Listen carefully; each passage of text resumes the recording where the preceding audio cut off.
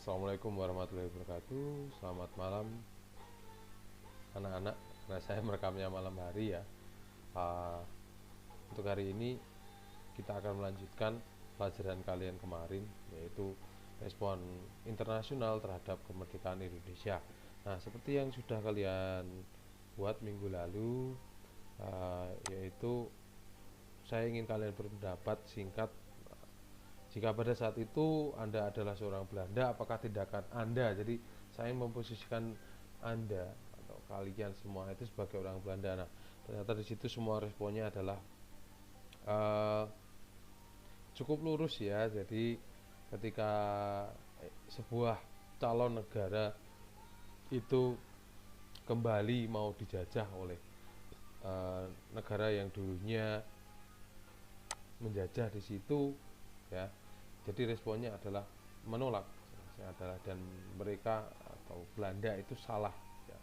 Jadi langsung saja KD yang harus kalian kuasai di sini adalah kalian harus pertama menganalisis secara kritis respon internasional terhadap proklamasi kemerdekaan Indonesia. Oke, kita mulai saja. Setelah Indonesia merdeka di sini, setelah Indonesia merdeka, nah setelah Indonesia merdeka, Indonesia itu akhirnya membentuk struktur sendiri ya. Setelah proklamasi kemerdekaan, ya mereka membuat kelengkapan struktur pemerintah, negara, menteri, kemudian juga ada daerah, provinsi di situ. Kemudian juga mereka juga membuat badan-badan pendukung untuk keamanan mereka seperti BKR dan TNI. Nah, kemudian yang akan kita lihat bahwa untuk menjadi sebuah negara yang berdaulat atau negara yang merdeka itu diperlukan tidak hanya satu subjektivitas ya. Jadi tidak hanya satu tok kita mengakui bahwa kita merdeka, itu tidak cukup. Simpelnya adalah sebuah negara baru itu nanti jelas akan masuk ke dalam komunitas apa ya, komunitas dunia internasional. Oleh karena itu kalian harus paham tentang makna de facto ya dan de jure ya. Kalian bisa lihat sendiri pengakuan de facto ya dan de jure itu sangat diperlukan oleh sebuah negara ya, oleh sebuah negara yang baru merdeka ya. Jadi setelah tadi membentuk struktur pemerintahan di sini ya, setelah membentuk struktur pemerintahan, hal yang selanjutnya dilakukan adalah bagaimana sebuah negara baru itu masuk menjadi komunitas. Nah, komunitasnya seperti apa, Pak? Nah, nanti akan kita pelajari bahwa nanti Indonesia itu kan kalian paham bahwa negara yang mayoritas itu dihuni oleh orang-orang yang beragama Islam ya.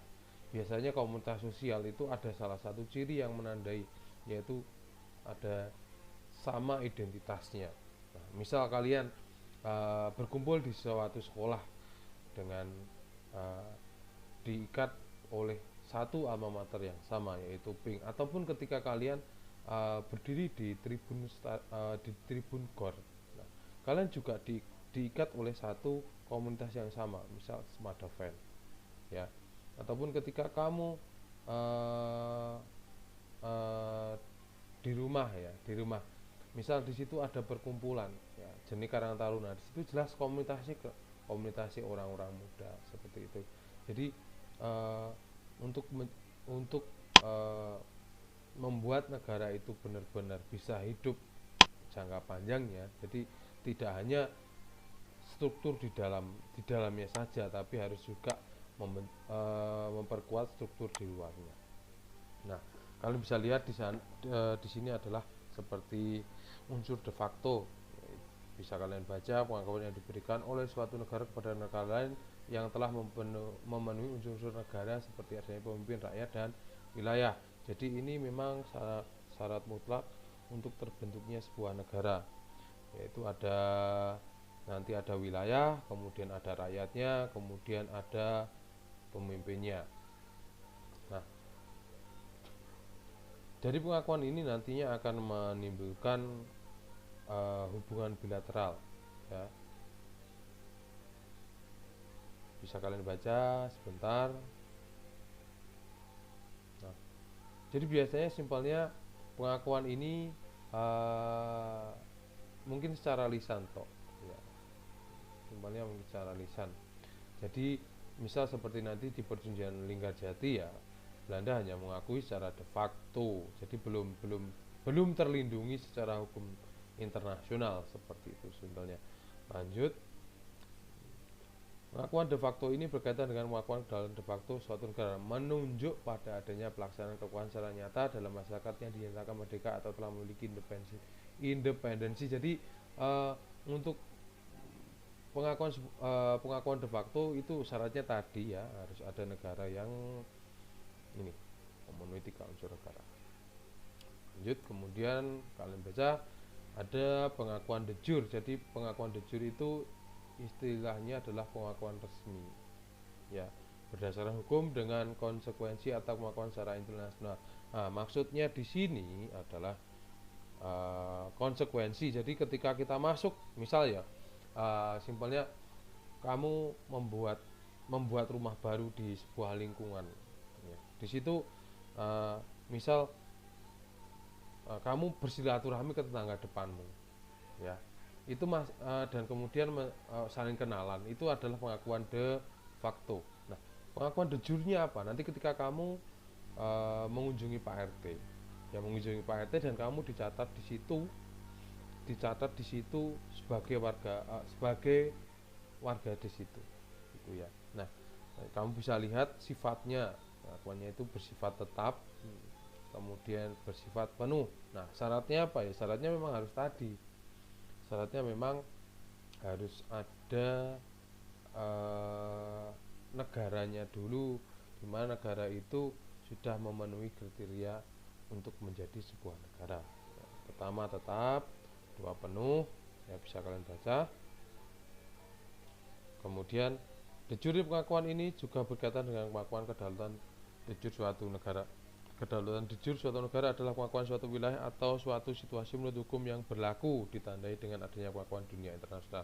Seperti yang saya bilang tadi, sebuah pengakuan de jure apabila kamu buat sebuah rumah, ya, di situ, ya, kamu harus ikut hukum yang ada di lingkungan situ, seperti itu. Jadi nggak boleh saenake dhewe, kecuali nanti ada tanda kutip, ya, kamu berkuasa atau apa di situ, nanti beda lagi.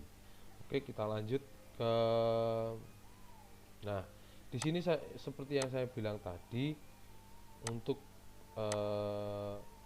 menjadi sebuah negara harus ada 3 unsurnya di sini. Nah, unsur wilayah, unsur rakyat, unsur pemerintah yang berdaulat, dan pengakuan dari negara lain de facto dan de jure. Nah, unsur wilayah ini nanti sudah jelas ditentukan pada pasca kemerdekaan Indonesia di sidang PPKI, ya, tanggal 17 sampai 22 Agustus. Wilayah Indonesia, kemudian rakyatnya siapa, ya? Rakyat Indonesia yang diklaim oleh pemerintah Republik Indonesia. Nah, kemudian pemerintah yang berdaulat siapa? Di situ jelas nanti ada Presiden Soekarno dan wakilnya Hatta. Nah, yang paling berat dari 4 poin ini adalah poin keempat, pengakuan dari negara lain de facto dan de jure. Nah, untuk diakui menjadi sebuah negara yang terakui di dunia internasional, itu jalan pertama adalah tadi seperti saya bilang, menjalin komunikasi, ya. Komunikasi itu biasanya dimulai dari apa? Dimulai dari hal-hal yang sepele. Biasanya kalau kita misal mau berteman dengan seseorang, kalian, ya, misal kalian itu sing senengane K-pop, ya, lagi kenal wong, engko nggih klambi Jenny, kok takoni bahwa suka Jenny, ya, gitu-gitu, akhirnya nyambung. Ataupun yang cowok suka main game, kalian membahas game di situ, di dalamnya kemudian atau yang suka film film film series seperti Mr. Robot, Game of Thrones, itu biasanya kalian mulai obrolannya dari situ, kemudian kenal. Nah, lanjut. Nah, seperti yang saya bilang tadi, bahwa Indonesia itu adalah sebuah negara yang mayoritas dihuni oleh orang-orang Islam, ya. Walaupun memang orang-orang yang beragama lain itu banyak. Kalian bisa lihat di sini faktor dukungan dari Mesir, ya, itu jelas nanti. Faktor yang diunggah pertama adalah faktor ini, komunitas agama.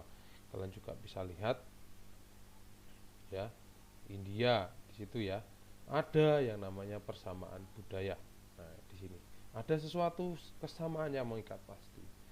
Kemudian juga di sini yang menarik adalah Australia, ya. Yang menarik adalah Australia. Nah, dimulai dari satu ini, ya, musuh bersama. Jadi ada sesuatu yang sangat dimirip-miripkan untuk atau sesuatu yang bisa dianggap sama, satu imajinasi lah, ya, satu imajinasi agar agar nanti bisa menjalin relasi yang lain.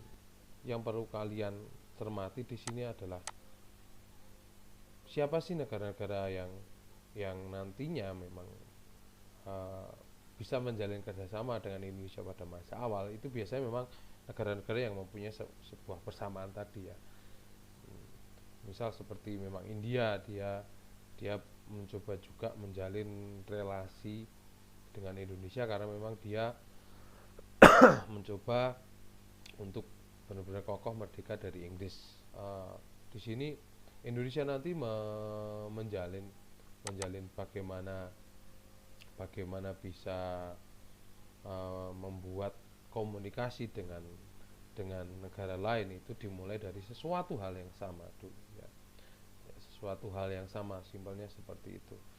Nah, untuk Indonesia itu bisa diakui oleh dunia internasional, itu ya memang itu tadi harus diawali dari sebuah komunitas yang dianggap dekat dulu, ya. Komunitas dianggap dekat dulu, kemudian nanti itu akan membicarakan hal yang lain. Nah, jadi nanti akan saya bagikan, mungkin ada link yang bisa untuk kalian memperdalam. Di situ sifatnya tidak wajib, bisa kalian baca atau tidak.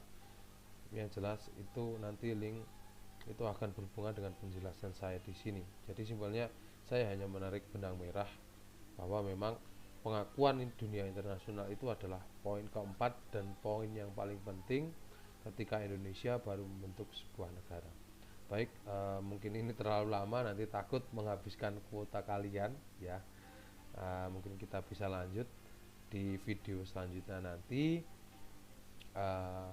Jika ada pertanyaan, kalian bisa tanyakan di link komentar ataupun di WhatsApp grup. Sekian dari saya. Wassalamualaikum warahmatullahi wabarakatuh.